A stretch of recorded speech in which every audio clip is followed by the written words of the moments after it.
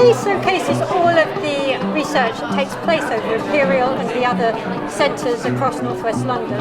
It's a showcase. You can see what you've been funding and you can join in and listen to conversations from very different positions, from scientists, clinicians, members of the public, patients. Today is a very important day because first of all we celebrate the 10 years of NIHR Imperial Biomedical, but also it's the first time we showcase what we do with patient and public involvement activities in research. It's a great opportunity for patients, the general public, to see what we're doing and feed into what, at the end of the day, affects them. Our studies are entirely dependent on people, both patients with illnesses as well as healthy volunteers for comparison.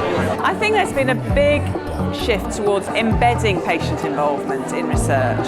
So it used to be just a few enthusiasts would do it.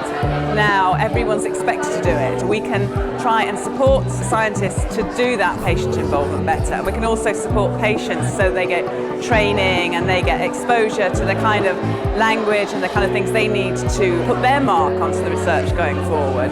It's essential to have patient and public engage in trying to get funding in research in the first place because of the constraints that the government put in of that. So that's important to have a very good patient public involved before or during the application of grants. I also like involving patients at the end of studies so that they understand what have we found, what difference is it going to make to their lives. Like any other invention and designer, if you don't understand how it's going to be used with the end user, which might be a doctor, a nurse and a patient, you don't understand that, you're not going to get your design right. So I think we have to have that partnership right from the beginning of any research. I think that's a benefit to researchers because they can understand priorities of patients, but also for patients to see where science is going and how they might actually get more out of it and how they could be part of that and actually direct that in some way. It gives people a sense of self-management and involvement in their condition.